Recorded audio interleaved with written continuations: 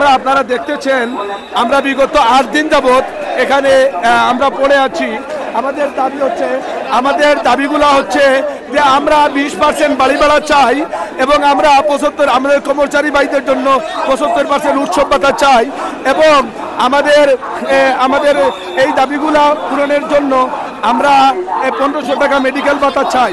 এই দাবি পূরণের জন্য 1 সপ্তাহ হয়ে গেল, 8 দিন হয়ে গিয়েছে। আমরা এখানে কুকুরের সাথে বসবাস করছি। আমরা কে মানুষ হিসাবে মূল্যায়ন করেন নাই। আমরা আজকে এসেছি এখানে, আমরা সচিবালয়ে যাব, কিন্তু পুলিশ আমাদেরকে বাধা দিয়েছে। আমরা পুলিশের ব্যারিকেড ভেঙে দিয়ে আমরা যেতে চাই, কিন্তু আইনের প্রতি শ্রদ্ধা রেখে আমরা বলতে চাই আমাদেরকে এভাবে আর রাজপথে রাখবেন না। আমাদেরকে আমাদের সন্তানদের পাশে দেওয়ার দেন।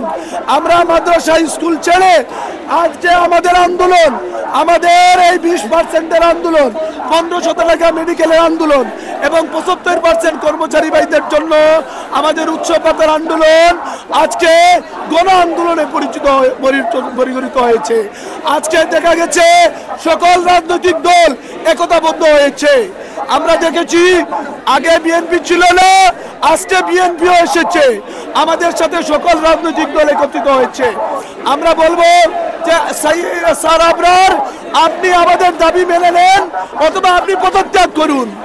আপনি আমাদের দাবি পূরণ করতে ব্যর্থ হয়েছেন। এই শিক্ষকদের অভিভাবকদের দায়িত্ব পূরণ করতে আপনি ব্যর্থ হয়েছেন। আপনার পদত্যাগ চাই।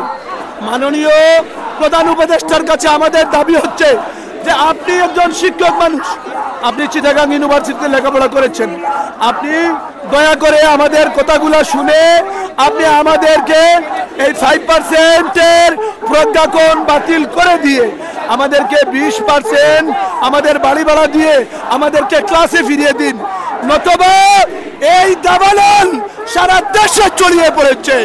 প্রত্যেকটি জেলা উপজেলায় আমাদের ছাত্র, শিক্ষক, অভিভাবক সকলেই প্রতিবাদ করতেছে।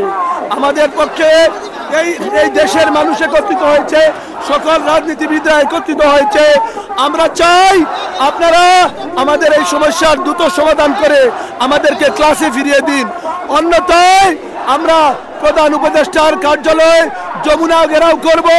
আমরা ইতিমধ্যে কর্মসূচি দিয়েছি যমুনা ঘেরাওয়ের। মাননীয় প্রধান উপদেষ্টা, আপনার কাছে আবদার রাখতে চাই আপনি আমাদের বিষয়টা সমাধান করে দিয়ে আমাদেরকে শ্রেণীকক্ষে পাঠান।